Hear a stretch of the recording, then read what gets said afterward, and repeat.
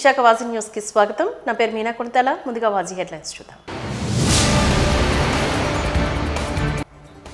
బంగ్లాదేశ్ స్ఫూర్తితో అమ్మ భాషను కాపాడుకోవడానికి కంకణబద్దులు కావాలి. అంతర్జాతీయ మాతృభాష దినోత్సవ ప్రత్యేక కార్యక్రమంలో తెలుగుదల్లు సూరి పిలుపు.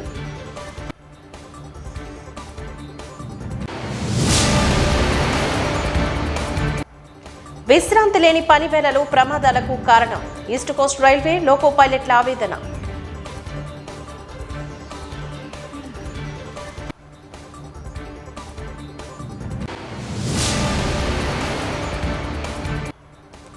మాజీ ముఖ్యమంత్రి జగన్మోహన్ రెడ్డి నిర్లక్ష్యంతో మరోమారు వాయిదా పడిన కోడికత్తి కేసు. జైళ్లకు యాత్ర చేసే జగన్కు కోర్టుకు వచ్చే తీరిక లేదా అంటూ మండిపడిన విదేశం నేతలు. ఇక డీటెయిల్స్ చూద్దాం. ఫిబ్రవరి 21 అంతర్జాతీయ మాతృభాషా దినోత్సవాన్ని పురస్కరించుకొని తెలుగుదండు ఆధ్వర్యంలో మద్దిలపాలెం కూడలి తెలుగు తల్లి విగ్రహం వద్ద తెలుగు తల్లికి నీరాజనం కార్యక్రమాన్ని నిర్వహించారు. ఈ కార్యక్రమంలోని జీవీఎంసీ పాఠశాల విద్యార్థులు, వండర్ కిడ్స్ పాఠశాల విద్యార్థులు ప్రత్యేకంగా పాల్గొని పాటలు పద్యాలతో తెలుగు తల్లిని కీర్తించారు.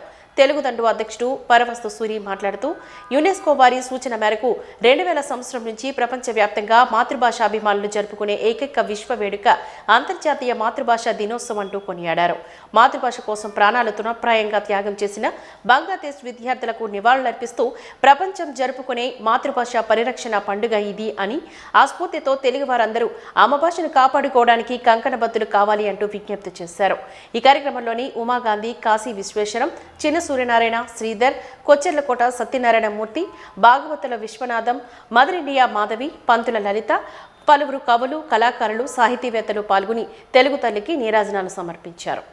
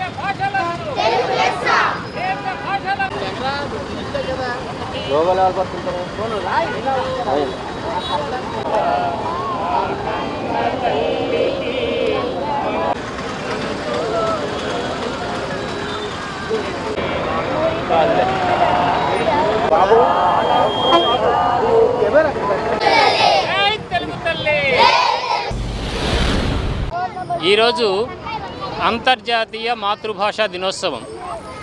2000 సంవత్సరం నుండి ప్రపంచవ్యాప్తంగా మాతృభాషాభిమానులందరూ ప్రతి సంవత్సరము ఫిబ్రవరి 21 తేదీని అంతర్జాతీయ మాతృభాషా దినోత్సవంగా జరుపుకుంటున్నాం.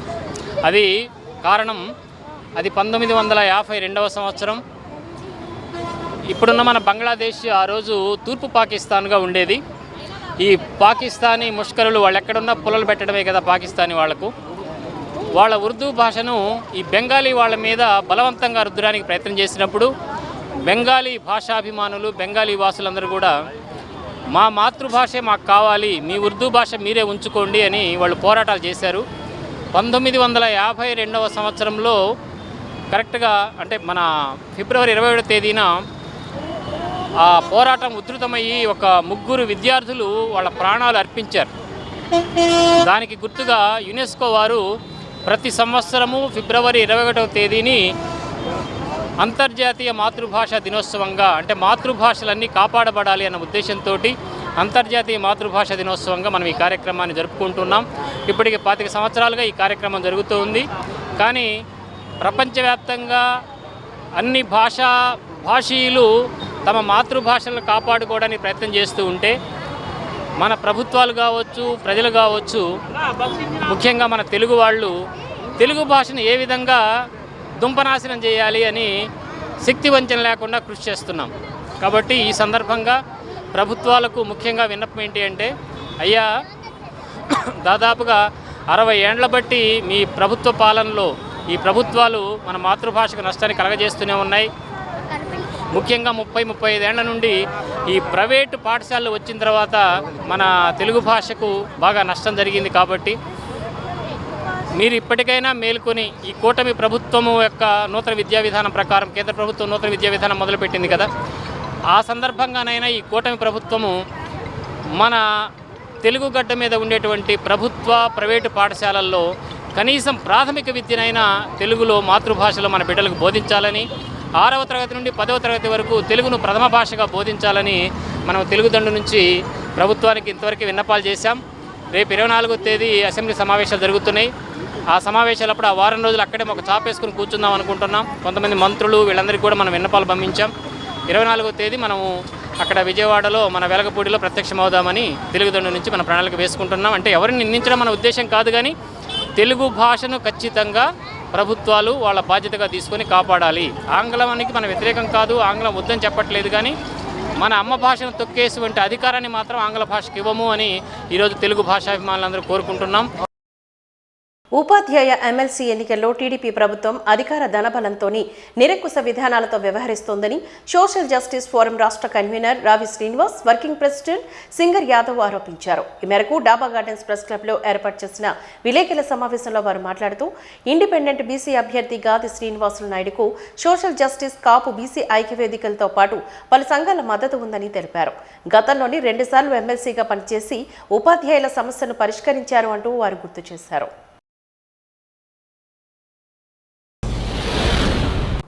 మరి ఈ నెల 27వ తేదీన జరగబోయేటటువంటి ఉపాధ్యాయ ఎమ్మెల్సీ ఎన్నికల్లో మరి ఈ యొక్క సోషల్ జస్టిస్ ఫోరం, బీసీ ఐక్యవేదిక, కాపు ఐక్యవేదిక, అదేవిధంగా ఈడబ్ల్యూఎస్ ఫెడరేషన్, ఈడబ్ల్యూఎస్ హక్కుల పరిరక్షణ వేదిక, మహిళా హక్కుల పరిరక్షణ వేదిక, దళిత క్రైస్తవ హక్కుల పరిరక్షణ వేదికల పక్షాన ఎస్ఏఎఫ్ తరపున మరి ఇండిపెండెంట్ అభ్యర్థిగా పోటీ చేస్తున్నటువంటి బీసీ అభ్యర్థి శ్రీ గాదె శ్రీనివాసులు నాయుడు గారికి మా యొక్క సంపూర్ణమైనటువంటి మద్దతును తెలియజేయడం కోసం ఈరోజు ఈ పాత్రికేయుల సమావేశం ఏర్పాటు చేయడం జరిగింది.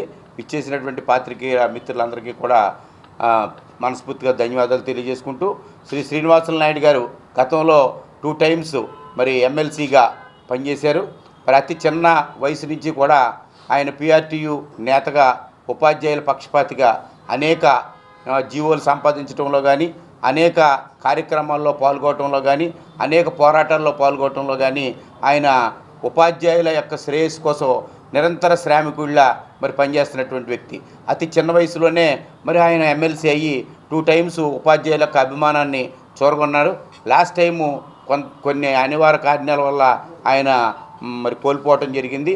ఈసారి మరి గతంలో కంటే ఎక్కువ అనుభవంతో మరి సేవతోటి ఆయన ముందుకు వస్తున్నాడు. కాబట్టి ఉపాధ్యాయులంతా కూడా ఉపాధ్యాయ వర్గం నుంచి వచ్చినటువంటి ఒక బీసీ అభ్యర్థిగాను, అదేవిధంగా సుదీర్ఘ అనుభవం ఉన్నటువంటి ఒక నాయకుడిగాను ఆయనకి మీ యొక్క మొదటి ప్రాధాన్యత ఓటేసి శ్రీ శ్రీనివాసులు నాయుడు గారిని అఖండ మెజార్టీతో గెలిపించి వారు ఉపాధ్యాయుల సేవకి మరోసారి పునరంకితం అయ్యే విధంగా ఈ ఉత్తరాంధ్రలో ఉన్నటువంటి ఉపాధ్యాయులంతా కూడా సహకరించాలని, ఆ రకంగా మరి ఉద్యోగ ఉపాధ్యాయులు, అధ్యాపకులు, మరి ఆచార్యులు అందరూ కూడా శ్రీనివాసులు నాయుడు గారి అభ్యర్థిత్వాన్ని బలపరుస్తూ ఆయనకి మీ యొక్క మొదటి ప్రాధాన్యత ఓటును వేసి అఖండ మెజార్టీతో గెలిపించాలని కోరి ప్రార్థిస్తున్నాను. ఈ నెల 27వ తారీఖున జరగబోవు ఉపాధ్యాయ ఎమ్మెల్సీ ఎన్నికల గురించి, ఉపాధ్యాయ ఎమ్మెల్సీ ఎన్నికల్లో మరి ఉత్తరాంధ్ర నుంచి అభ్యుదయవాది, ఉపాధ్యాయుల ఉద్యమకారులు, మంచి వ్యక్తి, అదేవిధంగా గతంలో మరి 2 సార్లు ఎమ్మెల్సీగా మరి ఎన్నికైనటువంటి వ్యక్తి, బీసీ వర్గానికి చెందిన బీసీ ముద్దుబిడ్డ గాదె శ్రీనివాసులు నాయుడు గారిని మరి బలపరుస్తూ సోషల్ జస్టిస్ ఫోరం, కాపు ఐక్యవేదిక, బీసీ ఐక్యవేదిక, ఈడబ్ల్యూఎస్ హక్కుల పరిరక్షణ వేదిక, దళిత క్రైస్తవుల హక్కుల పరిరక్షణ వేదిక, మహిళా హక్కుల పరిరక్షణ వేదిక, ఎస్ఏఎఫ్ పక్షాన మేమందరం కూడా సంపూర్ణ మద్దతును తెలియజేస్తున్నాం. మిత్రులారా, ఈరోజు ఈ రాష్ట్రంలో మరి ఎమ్మెల్సీ ఎన్నికలు జరుగుతుంటే 3 స్థానాల్లో కూడా బీసీ వర్గాలకు ఒక్క చోట కూడా అవకాశం ఇవ్వకపోవటం చాలా బాధాకరం, అన్యాయం. మరి అదేవిధంగా ఈరోజు ఇక్కడ ఉపాధ్యాయ ఎమ్మెల్సీ నుంచి స్వతంత్ర అభ్యర్థిగా పోటీ చేస్తున్న గాదే శ్రీనివాసులు నాయుడు గారిని రాష్ట్రంలో ఉన్నటువంటి అధికార ధనబలంతో తెలుగుదేశం ప్రభుత్వం మరి కులహంకారంతో, ధనహంకారంతో, మదహంకారంతో, అదేవిధంగా అధికార అహంకారంతో బ్యాలెట్ పేపరు ముద్రించిన తర్వాత కూడా పోటీ చేస్తున్న అభ్యర్థుల్ని సైలెంట్ చేస్తూ మరి గాదే శ్రీనివాసులు నాయుడు గారిని ఓడించడానికి ప్రయత్నం చేస్తుంది. మరి ఒక పక్కన బీసీలకు ఇవ్వకపోవటం ఒక తప్పు, అదేవిధంగా బీసీ అభ్యర్థి గెలుస్తుంటే ఆ గెలుపుని అడ్డుకోవటం రెండో తప్పు. ఇది ప్రజాస్వామ్యమా, ఇది ధర్మమా? మరి గతంలో ఈ రాష్ట్రాన్ని ఉమ్మడి ఆంధ్రప్రదేశ్లో కానీ విభజన ఆంధ్రప్రదేశ్లో కానీ ఏ ప్రభుత్వం కూడా ఉపాధ్యాయుల పట్ల మరి ఎమ్మెల్సీ ఎన్నికల పట్ల ఇలా ప్రవర్తించలేదు. ఈ ప్రభుత్వం మాత్రం ఘోరంగా, నీచాతి నీచంగా, అధర్మంగా మరి అహంకార ధోరణితో పోతుంది. ఇక్కడ ఉన్నటువంటి మేధావులు, ఆచార్యులు, ఉపాధ్యాయులు, పెద్దలు అందరూ కూడా మరి రేపు జరగబోయే ఎన్నికల్లో గాదే శ్రీనివాసులు నాయుడు గారికి మొదటి ప్రాధాన్యత ఓటు వేసి అఖండ మెజార్టీతో గెలిపించి ఈ ప్రభుత్వానికి చెంపదెబ్బగా మరి మన సత్తాని, మన శక్తిని తెలియజేయాలి. పెందుర్తి నియోజకవర్గం జీవీఎంసీ 96వ వార్డులో ఉన్న ఇందిరా స్కూల్ ఆఫ్ నర్సింగ్ కాలేజీలో ఫుడ్ పాయిజన్ ప్రభుత్వ ఆసుపత్రి బెహ్రా ఆసుపత్రిలో చికిత్స పొందుతున్న నర్సింగ్ విద్యార్థులను ఎమ్మెల్యే పంచకల్ల రమేష్ బాబు పరామర్శించారు. ఈ మేరకు వారి ఆరోగ్య పరిస్థితిని ఆయన అడిగి తెలుసుకుని విద్యార్థులు పూర్తిగా కోలుకున్నంత వరకు మెరుగైన వైద్యం అందించేలా చూడాలి అంటూ హాస్పిటల్ వైద్య సిబ్బందికి, నర్సింగ్ కాలేజ్ యాజమాన్యానికి వారు తెలియజేశారు. అనంతరం విద్యార్థుల తల్లిదండ్రులతో మాట్లాడి వారికి ధైర్యాన్ని చెప్పారు.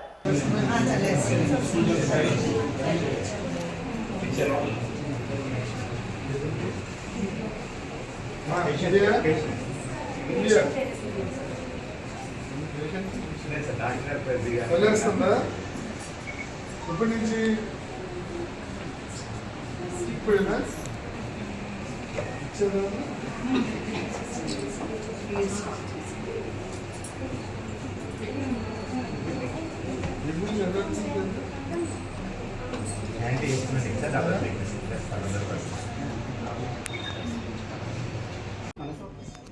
కావాలంటే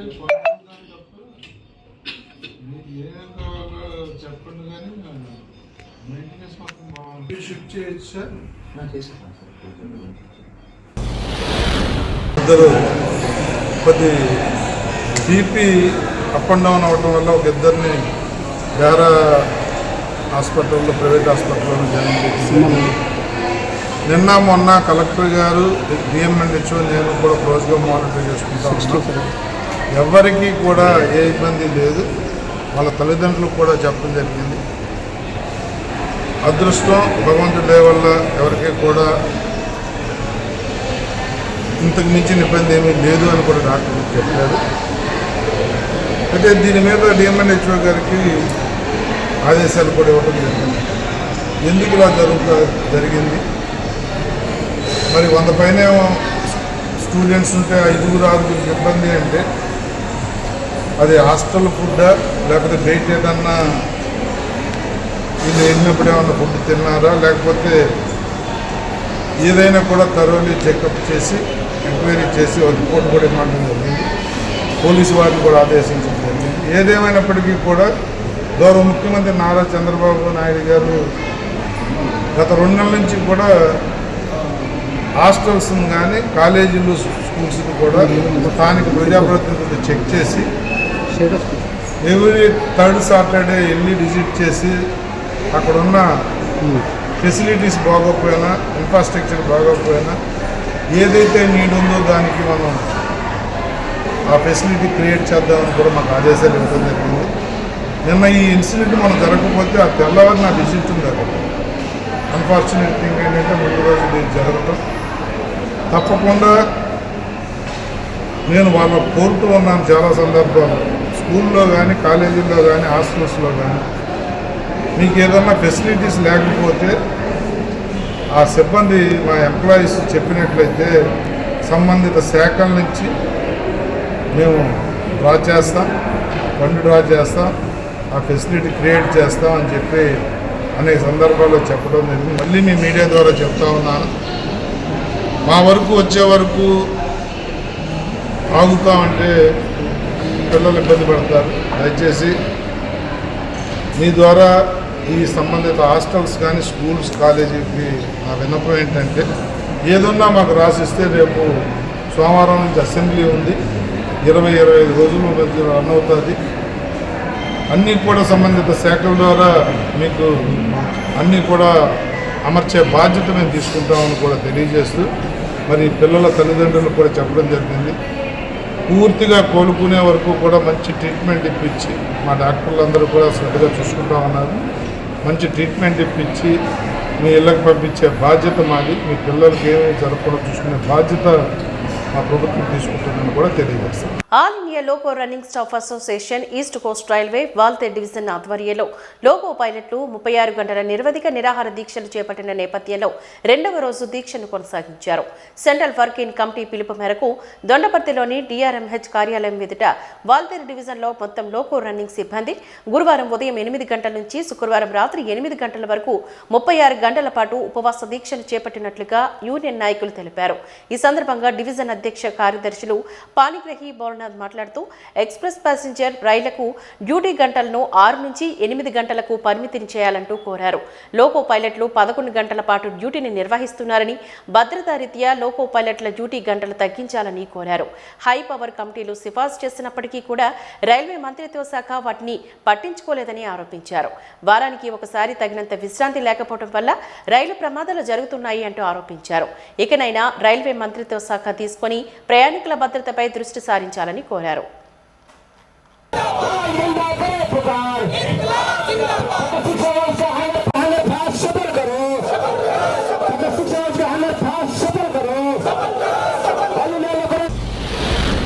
all India loco running staff association Waltair division secretary.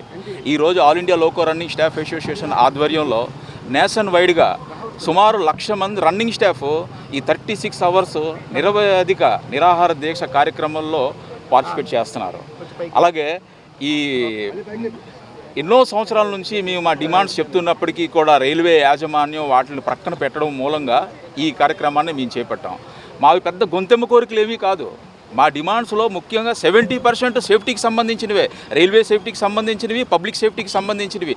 ఎన్నో సేఫ్టీ కమిటీలు లోకో పైలట్తో 8 అవర్స్ కన్నా ఎక్కువ డ్యూటీ చేయించకూడదు అని చెప్పినప్పటికీ కూడా మాతో 12 గంటలు, 13 గంటలు, ఈవెన్ 20 గంటలు పని చేయించుకునే దాఖలాలు కూడా చాలా ఉన్నాయి. అలాగే సేఫ్టీ కమిటీలు 2 రాత్రుల కన్నా లోకో పైలట్తో ఎక్కువ డ్యూటీ చేయించకూడదు అన్నప్పటికీ కూడా మాతో 4 రాత్రులు, 5 రాత్రులు కూడా కంటిన్యూగా పని చేయించుకునే దాఖలాలు చాలా ఉన్నాయి. ఎవరికైనా పీరియాడికల్ రెస్ట్ 60 అవర్స్, 70 అవర్స్ కూడా ఉంటుంటుంది. ఫ్రైడే ఆఫ్ అయితేనేమో మండే వెళ్తారు. అలాంటిది మాకు కేవలం 14 గంటలు పీరియాడికల్ రెస్ట్ అని పేరు చెప్పేసి కంటిన్యూగా మాకు ఆ అన్యాయాన్ని ఇచ్చేయడాన్ని మేము ఇచ్చేస్తున్నాం. మాకు ట్రిప్ రెస్ట్ తర్వాత 16 అవర్స్ తర్వాత ప్లస్ 30 అవర్స్ 46 అవర్స్ మాకు పీరియాడికల్ రెస్ట్ ఇవ్వాలని మేము డిమాండ్ చేస్తున్నాం. మా ఫ్యామిలీకి దూరంగా మేము 3-4 రోజులు బయట ఉండాల్సి వస్తుంటుంది అని రైల్వే యాజమాన్యం వీళ్ళు ఫ్యామిలీతో దగ్గరగా ఉంటేనే ఎక్కువ ప్రొటెక్టివిటీ ఇవ్వగలరు, యాక్సిడెంట్లు గట్రా అవ్వకుండా ఉంటాయి అని 36 అవర్స్కి వీళ్ళకి హెడ్ క్వార్టర్కి తీసుకొచ్చేయాలి ఎటువంటి పరిస్థితులు అని ఆర్డర్స్ ఇచ్చినప్పటికీ కూడా ఇప్పటికీ కూడా మాకు 3-4 గంటలు అవుట్ స్టేషన్లో బయటకు ఉంచేసి ఫ్యామిలీకి దూరంగా ఉంచేసి పని చేయించడాన్ని మేము ఇచ్చేస్తున్నాం. అలాగే మల్టీ టాస్కింగ్ అన్న పేరుతోనే ఒక లోకో పైలట్ ఏడ్ చేయాలి, ఒక స్టేషన్ నుంచి ఇంకో స్టేషన్కి మేము డ్రైవ్ చేయాలి. అలాంటిది మాకు గార్డ్ తాలూకా డ్యూటీలు మా మీద పెట్టేసి సిఎన్డబ్ల్యూ వ్యాగన్ తాలూకా జీడీఆర్ అనే పేరు మీద మా మీద పెట్టేసి అలాగే మల్టీ టాస్కింగ్ అందరు డ్యూటీలు మా మీద పెట్టేసి మాతో చేయించడాన్ని మేము నిరసిస్తున్నాం. అలాగే మల్టీ స్కిల్లింగ్ రకరకాల టెక్నాలజీ ఈరోజు అడాప్ట్ చేసుకుంటుంది. డీజిల్, ఎలక్ట్రికల్, మైక్రో ప్రాసెసరు, అలాగే హై టెక్నాలజీ కంప్యూటరైజ్డ్ బేస్డ్వి మనకి ఇవ్వవుతున్నప్పటికీ కూడా మాకు ట్రైనింగ్ పీరియడ్ ఏదైతే ఇవ్వాలో ఆ ట్రైనింగ్ పీరియడ్ని అలాగా కుదించేసి ఎడిక్వేట్ ట్రైనింగ్ పీరియడ్ ఇవ్వకపోవడాన్ని చాలా ఇన్సిడెంట్లు జరుగుతున్నాయి. సో వీటన్నిటినీ మేము నిరసిస్తూ అలాగే ఎన్పిఎస్, యూపీఎస్ ఏదైతే మాకు రుద్దడానికి ట్రై చేస్తున్నారో దానికి వ్యతిరేకిస్తూ ఓపీఎస్ని మొత్తం అందరికీ పునరుద్ధరించాలనేసి మేము ఈ కార్యక్రమం ద్వారా అడుగుతున్నాం. ఇదిలా ఉండగా రైల్వే ఉద్యోగులు, కార్మికుల సమస్యల పరిష్కారానికై రాజీలేని పోరాటాలు సాగిస్తామని east coast railway Shramik union division coordinator P Rammohan Rao అన్నారు. దేశవ్యాప్త పిలుపు మేరకు యూనియన్ వాల్తేర్ డివిజన్ ఆధ్వర్యంలోని డిమాండ్స్ డే పేరిట ధర్నా నిర్వహించారు. దొండపర్తి డిఆర్ఎం కార్యాలయం వద్ద నిర్వహించిన ధర్నాలో తమ సమస్యలను పరిష్కరించాలి అంటూ కార్మికులు పెద్దపెట్టున నినదించారు. రైల్వే కార్మికుల సమస్యల పరిష్కారంలో యాజమాన్యం నిర్లక్ష్యంగా వ్యవహరిస్తోంది అంటూ మండిపడ్డారు. పోరాటాలతోనే వేతన ఒప్పందం ఒప్పందాన్ని సాధించుకున్నామని అన్నారు. పాలకులు ప్రైవేటీకరణ విధానాలను ప్రోత్సహిస్తూ కార్మికుల హక్కులు ప్రయోజనాలకు విఘాతం కలిగిస్తున్నారు అంటూ ఆందోళన వ్యక్తం చేశారు. ఓపీఎస్ విధానమే శ్రేయస్కరమని చెప్పుకొచ్చారు. ప్రత్యేక రైల్వే జోన్ ఉద్యమ ఫలితమేనని అన్నారు. మరిన్ని ఉద్యమాలతో తమ ప్రయోజనాలను కాపాడుకొని రైల్వేను పరిరక్షించుకుంటాము అంటూ స్పష్టం చేశారు. ఈ ధర్నాలో యూనియన్ నాయకులు, పెద్ద ఎత్తున కార్మికులు తదితరులు పాల్గొన్నారు. 2 months and 22 days రెండు అంటే ఎలా చూస్తే ఎవరు లేకపోతే ఎలా చూస్తే ఎవరు. ఈ ఇయర్ లో సెకండ్ హాఫ్ జూలై తర్వాత నుంచి మనకు పోరాటాలు మన ఇది టర్మ్స్ ఆఫ్ రిఫరెన్స్ వేల మందితో మన ధర్నాలో కూర్చోవాలి రాబోయే రోజుల్లో. సెకండ్ ఇంజనీర్ ఇలా ఇవన్నీ స్టార్ట్ చేస్తున్నారు. ఇంకా ఆశ్చర్యపోతాం చూడండి. ఈవెన్ తో ట్రాక్ చేసిన ప్రెషర్ వర్కింగ్ లాంగ్ లివ్ పోరాడి తీరుతాం.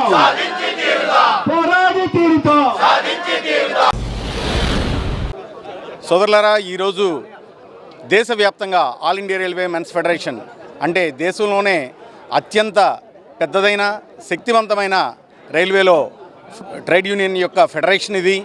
ఈ Federation general secretary comrade Shivagopal Mishra గారు ఇచ్చిన పిలుపు మేరకు జాతీయ స్థాయిలో అన్ని డివిజనల్ రైల్వే మేనేజర్స్ ఆఫీసెస్ ఎదురుగా ధర్నా కార్యక్రమాల్ని నిర్వహించడంలో భాగంగా ఈరోజు విశాఖపట్నం డివిజన్ ముఖ్యంగా ఈ డెమాన్స్ట్రేషన్ చేయటం వెనక ఉద్దేశం ఏంటంటే, జాతీయ స్థాయిలో ఇటీవలే రైల్వేలో గుర్తింపు కార్మిక ఎన్నికలు కూడా నిర్వహించుకోవడం జరిగింది.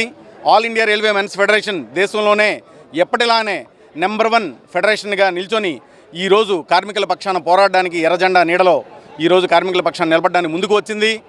ఇప్పటి నుంచి మళ్ళీ పోరాటాల బాట పట్టాలి అని చెప్పి మా కేంద్ర నాయకత్వం, అలాగే east coast railway Shramik union general secretary comrade PK Patsahani గారి ఆదేశాల మేరకు నిర్వహిస్తున్న ఈ పోరాటానికి కార్మికులందరినీ సమాయత్తం చేయడానికి రాబోయే రోజులలో రైల్వే కార్మికులు, సంఘటిత రంగంలో ఉన్న అనేక కార్మికులందరూ కూడా ఎదుర్కొంటున్న కఠినమైన సమస్యలను సమాధానం కనుక్కోవడానికి ఈరోజు all India railway men's Federation కార్మికులకు భరోసాగా ముందుకు వచ్చింది అని చెప్పి మీకు నేను తెలియజేస్తున్నాను. అలాగే ఈరోజు రైల్వేలో పనిచేస్తున్న కార్మికులు ఎదుర్కొంటున్న అనేక సవాళ్లు, ప్రధానంగా 8th పే కమిషన్ గురించి ఈరోజు పోరాటానికి సమాయత్తం చేయాల్సిన సమయం ఆసన్నమైంది. 8th pay commission next year January 1 నుంచి ఇంప్లిమెంట్ కావాల్సి ఉంది. దానికోసం All India railway men's Federation చేసిన పోరాటాలకు ఫలితంగానే కేంద్ర ప్రభుత్వం తలవంచి ఈరోజు పే కమిషన్ ఏర్పాటు చేయడం జరిగింది. అలాగే ఓల్డ్ పెన్షన్ స్కీమ్ను పునరుద్ధరించాలి, పాత పెన్షన్ అందరికీ కూడాను అందించాలి. ఈ కొత్త పెన్షన్ స్కీమ్స్ ఏవి కూడాను పనికిరావు అని చెప్పి పాత పెన్షన్ స్కీమ్ను పునరుద్ధరించడానికి పోరాటం చేయాల్సి ఉంది. అలాగే అనేక కేటగిరీల్లో ప్రైవేటైజేషన్, అవుట్సోర్సింగ్ చేస్తూ ఈరోజు ఏదైతే సేఫ్టీని పణంగా పెడుతుందో దాన్ని ఎదుర్కోవాల్సిన అవసరం ఉంది.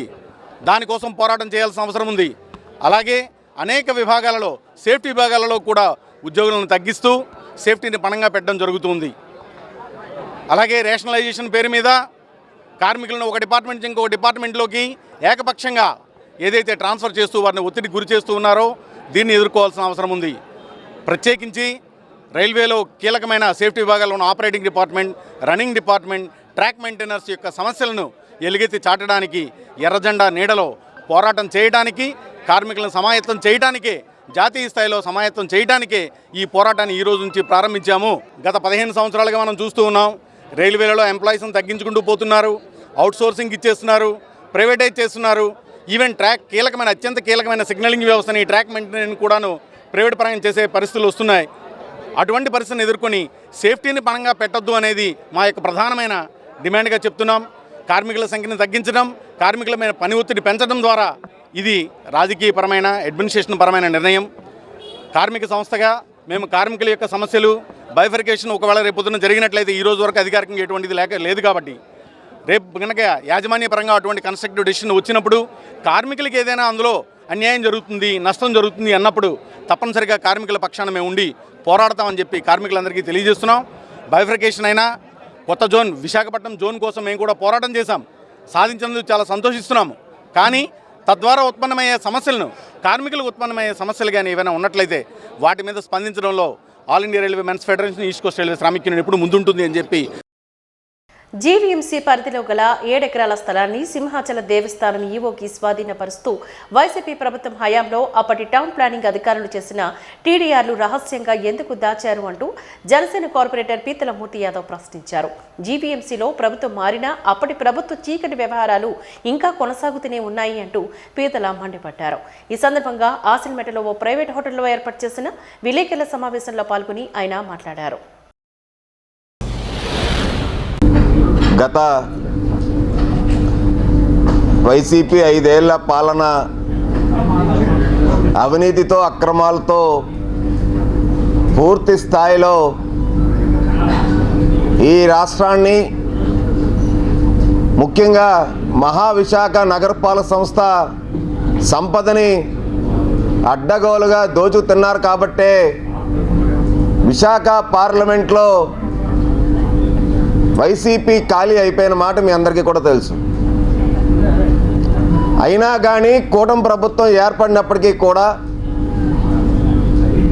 జీవీఎంసీ అధికారులు ఇప్పటికీ కూడా అవినీతి అక్రమాలతో వాళ్ళు యథేచ్ఛగా వాళ్ళ యొక్క కార్యక్రమాలు కొనసాగిస్తున్నారంటే అత్యంత దారుణంగా బాధాకరంగా ఉంది. కొన్ని ఉదాహరణలు విశాఖ నగర ప్రజలకి, రాష్ట్ర ప్రజలకి, రాష్ట్ర ప్రభుత్వానికి కూడా తెలియాల్సిన అవసరం ఉంది కాబట్టి మీకు కొన్ని ఉదాహరణలు చెప్తా ఉన్నాం. ఏదైతే సింహాచలం దేవస్థానం భూములు ఏవైతే శ్రీ వరహాలక్ష్మీ నరసింహస్వామి దేవస్థానం ఆ భూములు ఏవైతే ఉన్నాయో 2010లో బీఆర్టీఎస్ ప్రాజెక్టు అంటే రోడ్డు వైడనింగ్ డెవలప్మెంట్ కోసం సింహాచలం ట్రాన్సిట్ కారిడార్ని ఏర్పాటు చేయడానికి అప్పటి ప్రభుత్వం ప్రతిపాదించి ఆ భూమి 7 ఎకరాల భూమి ముడుసుల్లో ఉన్నటువంటి 7 ఎకరాల భూమి సింహాచలం దేవస్థానానికి ప్రత్యామ్నాయంగా ఇచ్చేసినటువంటి డెలివరీ డాక్యుమెంట్ ఇది. భూమి జీవీఎంసీది 7 ఎకరాలు, సింహాచలం దేవస్థానానికి ఎస్టీసీ సింహాచలం ట్రాన్సిట్ కారిడార్ ఇది పూర్తిగా వాళ్ళకి స్వాధీనం చేసేశారు. జీవీఎంసీ ఎస్టేట్ ఆఫీసరు స్వాధీనం ఎవరికి చేశారు? అసిస్టెంట్ ఎగ్జిక్యూటివ్ ఆఫీసర్కి, దేవస్థానం ఏఈఓకి, సింహాచలం దేవస్థానం సూపరింటెండెంట్ రెవెన్యూకి, సింహాచలం దేవస్థానం స్పెషల్ డిప్యూటీ కలెక్టర్కి. సర్వే నెంబర్ 26Pలో 35 సెంట్లు ఒక దగ్గర, 26/Pలో 70 సెంట్లు ఒక దగ్గర, 26/Pలో 3 ఎకరాలు 30 సెంట్లు ఒక దగ్గర, 26/Pలో 2 ఎకరాలు 60 సెంట్లు అంటే 7 ఎకరాలు సింహాచలం దేవస్థానం భూమికి బీఆర్టీఎస్ రోడ్లో ఏదైతే యాజమాన్య హక్కులు ఉన్నటువంటి దేవస్థానానికి ఆ భూమి ఆనాడే బదలాయించింది. ఈ దస్త్రాల్ని గత వైసీపీ ప్రభుత్వం ఏదైతే రోడ్డు అక్కడ వేయాల్సినటువంటి రోడ్డుకి ప్రత్యామ్నాయంగా ఆక్రమణదారులకి టీడీఆర్లు ఇవ్వడం కోసం ఒక కమిటీ 30/11/2023లో టీడీఆర్ల కోసం రోడ్డు వేయడానికి ఒక కమిటీని ఏర్పాటు చేసి ఏదైతే టీడీఆర్ల కమిటీ ఉంటుందో ఆ టీడీఆర్ కమిటీల్లో పూర్తిగా ఆక్రమణదారులకి, యాజమాన్య హక్కులు లేనటువంటి వాళ్ళకి టీడీఆర్లు 4 రెట్లు టీడీఆర్లు ఇవ్వడానికి, అక్కడ ఉన్నటువంటి గవర్నమెంట్ రిజిస్టర్డ్ వాల్యూ హయ్యర్ వాల్యూకి ఇవ్వడానికి కూడా ఇవ్వగలము. Gift deed, registered gift deed ఇవ్వకుండా అసలు ఒక నోటరీ అఫిడవిట్ మీద ఏ విధంగా టీడీఆర్లు ఇవ్వచ్చో కారణాలు తెలపాలని చెప్పి ప్రభుత్వం జీవీఎంసీ అధికారులు కోరింది. ఇప్పుడు ఆగమేఘాల మీద టౌన్ ప్లానింగ్ ఉన్నతాధికారులు ఆ యొక్క అభియన్స్లో ఉన్నటువంటి 210 టీడీఆర్లని 200 కోట్ల రూపాయల టీడీఆర్లు అక్రమంగా సింహాచలం దేవస్థానానికి భూమి బదలాయించినటువంటి కాగితాలు ఎందుకు జీవీఎంసీ అధికారులు దాచిపెట్టారు? సింహాచలం దేవస్థానం భూమి ఆనాడే ఇచ్చేసింది జీవీఎంసీ. భూమి ఇచ్చేసి అదే భూమికి ఆక్రమణదారులకి అక్రమంగా 200 కోట్ల రూపాయల టీడీఆర్లు సర్టిఫికెట్లు వైసీపీ ప్రభుత్వం ఉన్నటువంటి ఆ నాయకులు కానీ జీవీఎంసీ అధికారులు కానీ ఈ దస్త్రాలు ఎందుకు ఇప్పటికీ కూడా బయట పెట్టడం లేదు? ఇప్పుడు జిల్లా కలెక్టర్ గారికి, జీవీఎంసీ కమిషనర్ ఇన్ఛార్జ్ ఉన్నటువంటి జిల్లా కలెక్టర్ గారికి ఈ టీడీఆర్లు ఇచ్చేయచ్చు అని చెప్పి కూడా ఆగ మేఘాల మీద జీవీఎంసీలో ఉన్నటువంటి టౌన్ ప్లానింగ్ ఉన్నతాధికారుల మీద ఒత్తిళ్లు తీసుకొచ్చి బలవంతంగా సంతకాలు పెట్టించి ఒకే భూమితో పాటు ఆక్రమణదారులు టీడీఆర్లు ఇవ్వడం అనేది రాష్ట్ర చరిత్రలో ఎక్కడైనా ఉందా? అంటే టీడీఆర్ల కుంభకోణం ఏ విధంగా జరుగుతూ ఉందో దీన్ని బట్టి అర్థం చేసుకోవచ్చు. సాక్షాత్తు 7 ఎకరాలు సింహాచలం దేవస్థానానికి జీవీఎంసీ భూమి ఇస్తే బీఆర్టీఎస్ రోడ్డు కోసం మొన్న వేసినటువంటి టీడీఆర్లు 2 ఎకరాల 76 సెంట్లు. అంటే ప్రపోర్షనేట్గా యాజమాన్య హక్కులు కలిగినటువంటి సింహాచలం దేవస్థానం భూమికి మనం భూమి ఇచ్చేసాం. ఇవాళ భూమి విలువ 400 కోట్ల నుంచి 500 కోట్ల రూపాయలు ఉంటుంది. సింహాచలం దేవస్థానానికి ఇచ్చింది. ఈ టీడీఆర్ 200 కోట్ల రూపాయలు. ఇంకా టీడీఆర్లు సర్టిఫికెట్లు మంజూరు చేయమని ఇంకొక 180 మంది ఇవాళ అవి ఇచ్చేయండి అని చెప్పి అధికారుల మీద ఒత్తిడి పెడతా ఉన్నారు. అంటే రాష్ట్ర ప్రభుత్వ అధికారుల్ని వీళ్ళు తప్పుత్రోవ పట్టిస్తున్నారు జీవీఎంసీ ఉన్నతాధికారులు. ఆరిపక్క ప్రభాకర్ దర్శకత్వంలో ప్రపంచవ్యాప్తంగా విడుదలైన రామం రాఘవం సినిమా కేవలం తండ్రి కొడుకుల మధ్య ఉన్న అనుబంధాన్ని గుర్తు చేసేదిగా ఉందని జబర్దస్త్ కమెడియన్ ప్రకాష్ తెలిపారు. విడుదల సందర్భంగా వెంకటేశ్వర థియేటర్ వద్ద పలువురు ప్రముఖులు ఈ సినిమాని వీక్షించిన అనంతరం మీడియాతో మాట్లాడారు. ఈ సందర్భంగా వారు మాట్లాడుతూ ఎంతో మంది కొడుకులు తండ్రి విలువను తెలుసుకునే గొప్ప సినిమా తెరకెక్కించారు అంటూ కొనియాడారు.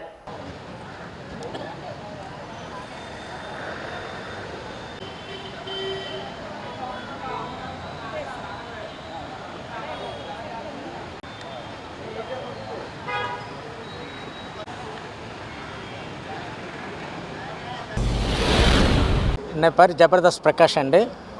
రామం రాఘం సినిమా చూడటం జరిగిందండి. తండ్రి కొడుకులతో ఒక అనుబంధం, సెంటిమెంట్స్ అనే దాని మీద ఈ కథను తీసుకున్నారు. ఏ తండ్రికి ఇలాంటి కొడుకు జనరల్గా ప్రస్తుతం అయితే ఉండడు. ఎక్కడో ఒక దగ్గర పొరపాటున కానీ ఉంటే ఈ సినిమా చూసైనా కనీసం అటువంటి వాళ్ళు మారాలి అనేటువంటి దృక్పథంతో ఈ సినిమా తీసుంటారండి. తండ్రి గురించి చెప్పాలంటే అందరికీ తెలిసిన విషయం ఏంటంటే తల్లి ఒక్కరితే పిల్లల్ని ప్రేమగా చూసుకుంటుంది అనుకుంటారు. కానీ తండ్రి అనేవాడు కష్టాలని, కన్నీళ్ళని, బరువుల్ని, బాధ్యతల్ని తన కళ్ళలో కూడా బాధ కనిపించకుండా పిల్లల్ని పెంచి ప్రేమించేవాడే తండ్రి అండి. మొత్తం బాధ్యతలన్నీ భుజాలని వేసుకొని చేసేవాడు. ఆ తండ్రి పాత్రని మరి కనిగారు, సముద్ర కనిగారు చాలా అద్భుతంగా పోషించారు. అఫ్కోర్స్ ధనరాజ్ పాత్ర గురించి వేరే చెప్పక్కర్లేదు. వీళ్ళు అనేటట్టు అతను ఏదో కామెడీ చేస్తాడు అనుకున్నారు, కానీ విలనిజం చూపించారు. నిజ జీవితంలో ఏ తండ్రికి ఇలాంటి కొడుకు ఉండకూడదు అనేటువంటి ఒక సందేశాన్ని చివరిలో ఇచ్చారండి. మరి సినిమా అయితే బాగానే ఉందండి. అందరూ ఎవరి పాత్రకు వారు తగిన న్యాయం చేకూర్చారని చెప్పొచ్చండి. ఎన్నో సెంటిమెంట్గా బాగానే ఉంది సినిమా. మాజీ ముఖ్యమంత్రి జగన్మోహన్ రెడ్డి కోడికత్తి కేసు మార్చి 21కి వాయిదా పడింది. జగన్మోహన్ రెడ్డి ముఖ్యమంత్రిగా విశాఖ ఎయిర్పోర్టుకు విచ్చేస్తున్నప్పుడు నిందితుడు జనపల్లి శ్రీనివాసరావు కత్తితో దాడి చేసిన విషయం 2 తెలుగు రాష్ట్రాల్లో కలకలం సృష్టించిన విషయం తెలిసిందే. ఈ కేసులో నిందితుడు అరెస్టు కావడం, సుదీర్ఘకాలం తర్వాత బెయిల్పై విడుదల కావడం తెలిసిందే. ప్రస్తుతం ఈ కేసు ఎస్ఐఏ కోర్టులో విచారణ జరుగుతున్న సంగతి విదితమే. ఈ నేపథ్యంలో శుక్రవారం ఉదయం నిందితుడు జనపల్లి శ్రీనివాసరావు కోర్టుకు హాజరు కాగా మాజీ ముఖ్యమంత్రి జగన్మోహన్ రెడ్డి హాజరు కాకపోవడంతో కేసును మార్చి 21వ తేదీకి న్యాయమూర్తి వాయిదా వేశారు. జైళ్ల యాత్రకు చేసే జగన్కు కోర్టుకు వచ్చే తీరిక లేదా అంటూ మండిపడ్డారు. ఈ సందర్భంగా నిందితులతో పాటు జిల్లా కోర్టుకు విచ్చేసిన విధసం నేతలు డాక్టర్ బూసి వెంకట్రావు, ఓంకాం, ఆర్టీఐ రాష్ట్ర కార్యదర్శి పిట్టా వరప్రసాద్ మీడియాతో మాట్లాడారు. జైల్లో నేరస్తుడు వల్లభనేని వంశీని పరామర్శించడానికి విజయవాడ జైలుకు వెళ్లిన జగన్కు కోర్టుకు హాజరుపడడానికి సమయం లేకపోవడం నిర్లక్ష్యమని అన్నారు. జగన్మోహన్ రెడ్డి గారి ఎయిర్పోర్ట్లో కోడికత్తి దాడి కేసు ఈరోజు కోర్టులో విచారణకు వచ్చింది. తిరిగి మళ్ళీ ఈ కేసుని అంటే ప్రధాన సాక్షి ఫిర్యాదుదారుడు జగన్మోహన్ రెడ్డి గారు హాజరు కాని కారణంగా విచారణ ప్రక్రియలో ఏమాత్రం అడుగు ముందుకు కదలకుండా జడ్జి గారు మళ్ళీ వచ్చే నెల 21వ తేదీకి వాయిదా వేశారు. అయితే ఈ సందర్భంగా మీరు చెప్పదలుచుకున్నది, నిన్న జగన్మోహన్ రెడ్డి గారు ఊర్లోనే ఉన్నారు. నిన్న ఉదయం శ్రీకాకుళం వెళ్ళారు, సాయంత్రం మళ్ళీ తిరిగి బెంగళూరుకి వెళ్ళిపోయారు. సరే, ఆయన ప్రతిపక్ష పార్టీ ఎమ్మెల్యేగా ప్రజా సమస్యల మీద, బడ్జెట్ సమావేశాల మీద కసరత్తు చేస్తున్నారా అంటే అదేమీ లేదు. జైలుకి వందల మందితో నేరస్తులని పరామర్శించడం కోసం జైలు యాత్ర చేస్తూ ఉన్నారు తప్ప న్యాయస్థానానికి మాత్రం రావటానికి ఆయన సుముఖంగా లేరు. ఇది కోర్టు ధిక్కరణ, న్యాయస్థానాలని చూడటంగా మేము భావిస్తూ ఉన్నాం. అలాగే ఈ కేసులో మొదటి నుండి మాకు ఉచిత న్యాయ సహాయం అందిస్తూ ఈ జనపల్లి శ్రీనివాసరావుకి అండదండగా, అలాగే మాతో కలిసి పనిచేస్తున్నటువంటి మా న్యాయవాది సలీం గారు కూడా ఈవేళ ఈ కోర్టుకి హాజరు కాలేకపోయారు. ఎందుకంటే ఈయన మీద గత సంవత్సరం కాలంగా కండిషన్స్ ఉన్నాయి. ఇప్పుడు మీరు మీడియా ఈ లోగోలు పెట్టి వెనక్కి తీస్తారు కదా, ఆయన మీద చాలా షరతులు ఉన్నాయి కోర్టు వారు. మీడియాతో మాట్లాడకూడదని, దానికంటే ముఖ్యమైనది ప్రతి ఆదివారము ముమ్మిడివరం పోలీస్ స్టేషన్లో ఈయన పోయి సంతకం పెట్టాలి. మొన్న ఫిబ్రవరి 8వ తారీఖుకి సంవత్సరం అయింది. సాధారణంగా ఇలాంటి షరతులు 6 నెలలకే ఎత్తివేయటం సహజం. జగన్మోహన్ రెడ్డి గారు కోర్టుకు హాజరై ఉన్నట్టయితే ఈ పాటికి మా మీద ఆ షరతులు ఎత్తివేయబడేవి. ఆయన కేవలం ఇలాంటి షరతులు ఎత్తివేయబడకూడదని, లేకపోతే మళ్ళీ వచ్చే ఎన్నికల్లో కూడా ఇదే రాజకీయ లబ్ధి పొందాలని ఈ పిచ్చిక మీద బ్రహ్మాస్త్రంలాగా ఇతని మీద సుప్రీంకోర్టుకి, హైకోర్టుకి ఆయన తిరుగుతున్నాడు తప్ప విశాఖపట్నం కోర్టుకి రావటం లేదు. ఈ నేపథ్యంలో సలీం గారు ఈయన మీద ఉన్నటువంటి పోలీస్ స్టేషన్లో వారం సంతకం పెట్టేటువంటి షరతును ఎత్తివేయాలని కోరడం కోసం హైకోర్టుకు వెళ్ళి ఉన్నారు. ఆ సమాచారం మాకు 2 గంటలకెల్లా ఆ పిటిషన్ మీద ఏం జరుగుతుందనేది సమాచారం వస్తుంది. ఆ తదుపరి మీకు తెలియజేస్తాం. ఈ కేసు సందర్భంగా మాతో పాటు మొదటి నుండి పనిచేస్తున్నటువంటి Republican party of India Andhra Pradesh రాష్ట్ర కార్యదర్శి పిట్టా వరప్రసాద్ గారు సహాయకారిగా ఈవేళ ఈ కోర్టుకు వచ్చున్నారు. అలాగే శ్రీనివాస్ కూడా హాజరై ఉన్నాడు. జగన్మోహన్ రెడ్డి మరొక్కసారి నేను దళిత వ్యతిరేకిని అని నిరూపించుకున్నాడు. ఎందుకంటే ఎం సత్యవర్ధన్ అనే అతను ఎస్సీ, అతన్ని కిడ్నాప్ చేసి హైదరాబాద్ తీసుకెళ్ళి నిర్బంధించి తప్పుడు సాక్ష్యం చెప్పించుకోవడానికి ఎవరైతే వంశీ ఉన్నాడో ఆయన ప్రయత్నించాడు. దాని మీద మళ్ళీ వాళ్ళు తిరిగి కేసు పెడితే ఆ కేసులో వంశీ గారు ఇప్పుడు విజయవాడ జైల్లో ఉన్నారు. జగన్మోహన్ రెడ్డి ఆ టైంలో బెంగళూరులో ఉన్నాడు. బెంగళూరు నుంచి ఎవరైతే దళితుల్ని కిడ్నాప్ చేసి బెదిరించి గాయపరిచి చేసిన కేసులో అరెస్ట్ అయి ఉన్నాడో అతను పరామర్శించడానికి హుటాహుటిని బెంగళూరు నుంచి వచ్చాడు. అక్కడ ఆయన కలిశాడు. ఆయన కలిసి మేము దళితులకు వ్యతిరేకం, దళితులను చంపినా మేము పక్కన పెట్టుకుంటాం, దళితుల్ని ఏమి చేసినా మాకు సమ్మతమే అనే సంకేతాన్ని మళ్ళీ ఒక్కసారి ప్రజలకి ఆయన నిన్నే తెలియజేశాడు. నిన్న విశాఖపట్నం వచ్చాడు. విశాఖపట్నం వస్తే మేము అనుకున్నాం ఖచ్చితంగా కోడికత్తి శ్రేణికి ఈ రోజుతో విముక్తి కలుగుతుంది అనుకున్నాం. కానీ అతను నేను రాత్రే ఇక్కడి నుంచి ఆయన వెళ్ళిపోవడం ఆయన యొక్క దళిత వ్యతిరేకాన్ని మరొకసారి నిరూపించుకున్నాడు. ఆయన్ని ఇంటికి వెళ్ళి మీరు వస్తారా, సాక్ష్యం చెప్తారా, లేకపోతే మీ ఇంటి దగ్గర నుంచి కథనం అనే రీతిలో ఒక కార్యక్రమాన్ని రిపబ్లికన్ పార్టీ ఆఫ్ ఇండియా తీసుకోబోతుంది. అది రేపు 21వ తారీఖు లోపులోనే మేము ఆయన ఇల్లును ముట్టడించి జనపల్లి శ్రీనివాస్తో కలిసి అక్కడ కూర్చొని నువ్వు 21న కోర్టుకు వస్తావా, లేదా మేము ఇక్కడ 21ను కూడా మీకు ఇక్కడే కూర్చోమంటామని ఒక కార్యాచరణ తీసుకోబోతున్నాం. ఆయన వచ్చి సాక్ష్యం చెప్పే వరకు కూడా పోరాటం కొనసాగిస్తామని తెలియజేస్తా ఉన్నాను. వాజీ న్యూస్ ముగించే ముందు ముఖ్యాంశాలు మరొకసారి చూద్దాం. బంగ్లాదేశ్ స్ఫూర్తితో అమ్మ భాషను కాపాడుకోవడానికి కంకణబద్దులు కావాలి. అంతర్జాతీయ మాతృభాష దినోత్సవ ప్రత్యేక కార్యక్రమంలో తెలుగుదల్లి సూరి పిలుపు.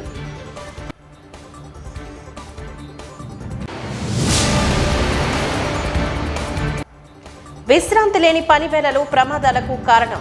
ఈస్ట్ కోస్ట్ రైల్వే లోకో పైలట్ల ఆవేదన.